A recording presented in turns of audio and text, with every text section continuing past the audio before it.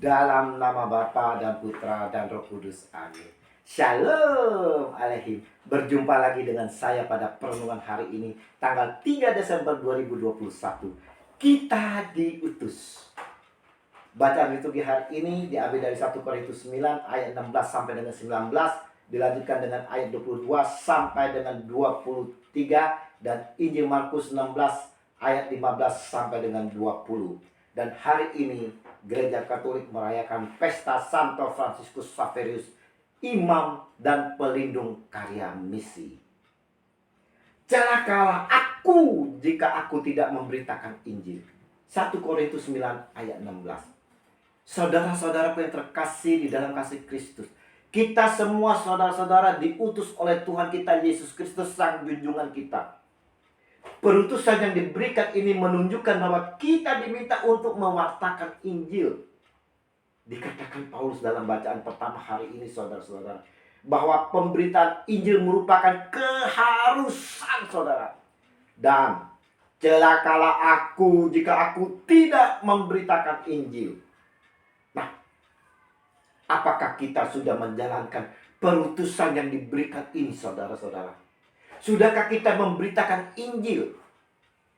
Yesus di dalam Injil hari ini menyampaikan amanat agungnya kepada kita semua. Pergilah ke seluruh dunia, beritakanlah Injil kepada segala makhluk. Markus 16 ayat 15. Amanat agung ini, saudara-saudara, tidak hanya Yesus berikan kepada pastor, pendeta, prodiakon, biarawan-biarawati saja, saudara, tetapi kepada kita semua yang telah percaya akan Dia, Yesus yang adalah Tuhan Sang Juru Selamat, yang wafat dan bangkit pada hari ketiga, kemudian naik ke surga.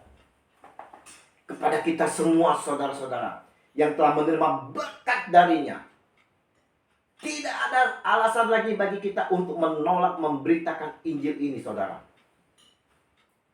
Kalau kita cermati dengan seksama kalimatnya, saudara, kepada segala makhluk. Jadi bukan saja kepada manusia, saudara, tetapi segala makhluk yang ada di bumi ini, kita diminta untuk mewartakan Injil. Sulitkah? Sulit? Tidak mudah, saudara. Sungguh.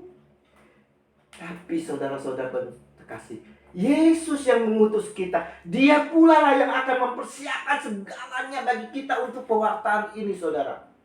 Dan tanda-tanda ini akan menyertai orang-orang yang percaya. Mereka akan mengusir setan-setan demi namaku. Mereka akan berbicara dalam bahasa-bahasa yang baru bagi mereka. Mereka akan memegang ular, dan sekalipun mereka minum racun maut, mereka tidak akan mendapat celaka. Mereka akan meletakkan tangannya di atas orang sakit, dan orang itu akan sembuh. Markus 16 ayat 17 sampai dengan 18.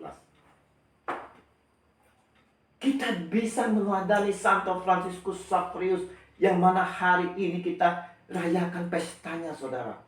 Santo yang dikenal dengan kesetiaannya untuk mewartakan Injil di mana saja. Dia dikenal juga dengan kecintaannya kepada segala makhluk. Untuk itu tidak heran, di dalam gereja Katolik ada patung Santo Fransiskus Xaverius yang di bawahnya ada seekor kepiting yang menjepit salib. Ini diceritakan, saudara-saudara, bahwa suatu ketika Fransiskus Xaverius ini mendapatkan seekor kepiting yang sedang membawa salib dalam jepitannya.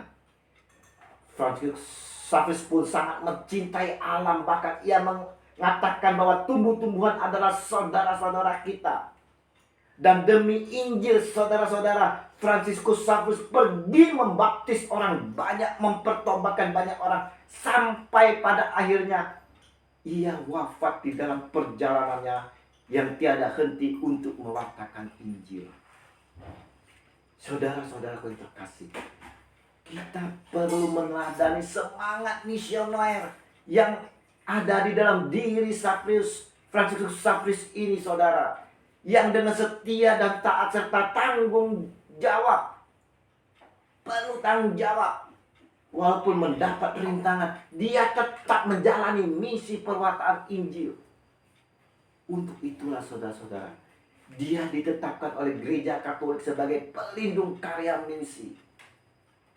Melalui Injil hari ini dan bertepatan dengan perayaan Santo Fransiskus Xaverius, kita semua saudara-saudara diingatkan akan tugas pokok kita di dalam perutusan yang telah diberikan oleh Yesus sendiri di dalam amanat agungnya.